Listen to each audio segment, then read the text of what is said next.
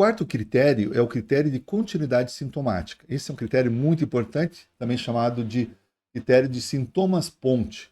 A ausência de manifestações sintomáticas por um longo período, criando uma ponte, pode ser suficiente para excluir o juízo de causalidade. Então, você tem lá um período de dor lombar que foi tratado, depois um período muito extenso, de um ano ou mais, onde não tem mais essa queixa.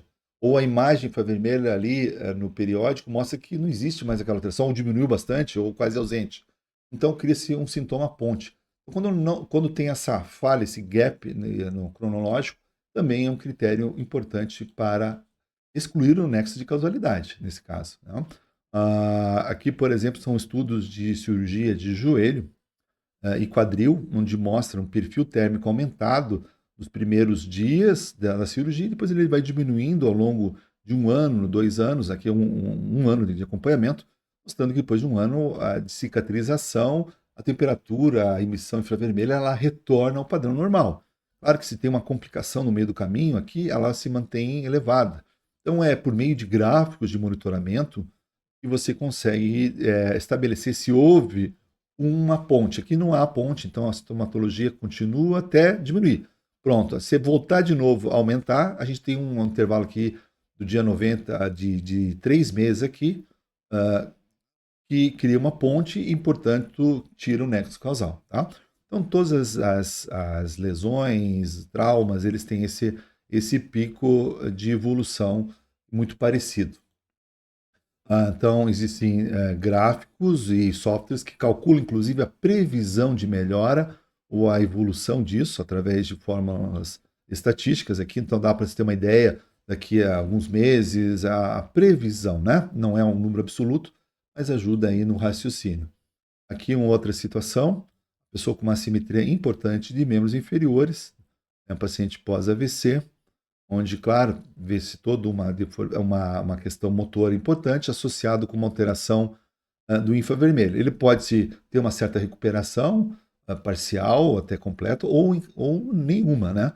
E isso pode ser monitorado não só na avaliação clínica, mas na avaliação clínica com apoio de visão infravermelha, que também faz parte da inspeção infravermelha.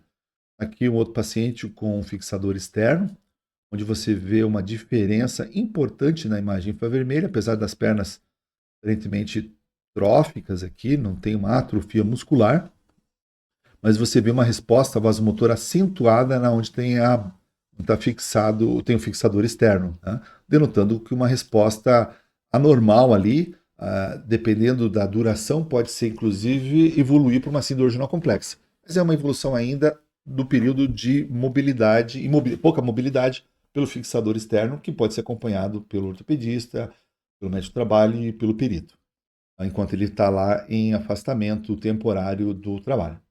Aqui o exemplo de síndrome complexa de dor regional, paciente com o ombro congelado, com uma resposta vasomotora intensa no ombro direito, uma alteração assimétrica das mãos. Então veja que tem uma hiperintensidade na mão, então denotando que é uma síndrome complexa ainda na sua fase aguda, ali nos 3 meses iniciais, que geralmente ela se manifesta dessa forma. A síndrome complexa de dor regional, ela é extremamente importante a identificação dela, porque ela causa a invalidez e incapacidade assim, em grande parte dos pacientes que passam por essa doença. E muitas vezes eles chegam nesse estágio porque eles são considerados ali numa fase inicial como uma dor psicogênica, uma dor psicossomática, fatores psicossociais que estão influenciando a dor. Então tem que tomar cuidado, um estudo aqui já mostrando com imagem infravermelha que pacientes estavam ali sendo considerados como uma dor não real, uma dor não relacionada a uma lesão propriamente dito, eles viram que quase ali 20% dos pacientes tinham já sinais de síndrome regional complexa. Isso é uma doença que poderia ser tratado de uma outra forma e não considerado apenas como algo de tratamento psicológico ou psiquiátrico. Né? Então, temos que tomar cuidado, principalmente na síndrome regional complexa. E à medida que ela vai evoluindo, claro, ela fica mais evidente com todas as alterações de cor, alterações de Fanner, ou a intensidade da dor, a imobilidade, mas se passar mais de um ano para fazer esse diagnóstico, quase mais de 90% dos pacientes ficam com incapacidade permanente. Existem critérios, sim, né, para a avaliação da síndrome renal complexa, e dentre os critérios estão dois aqui extremamente importantes, que validam aí o uso do infravermelho, que é as alterações vasomotoras, que mudam a cor e mudam a temperatura. E como o método é extremamente sensível, ele vai identificar isso aqui muito precocemente, podendo fechar mais rapidamente os critérios de síndrome renal complexa, e aí o paciente ir para um tratamento de medicações específicas, bloqueios anestésicos específicos e assim por diante, e não ficar negligenciado, entre aspas, né, até um certo ponto, não considerado como uma dor, uma doença realmente real e incapacitante. Aqui é um exemplo que aconteceu com uma das pacientes que a gente avaliou. Ela tinha muitas dores em membro superior esquerdo, ela tinha suspeita aí de uma tendinite, fez vários exames de raio-x, ultrassons, eletros normais, sem melhora com medicação, trabalhando com dor. Aí, será que tinha uma dor refratária ao tratamento? Será que estava sendo subestimada essa dor? E quando ela fez o infravermelho, identificou-se a síndrome complexa de dor regional, membro superior, mais alguns miofaciais, comprovação da doença, afastamento do trabalho para o tratamento medicamentoso e fisioterápico corretos.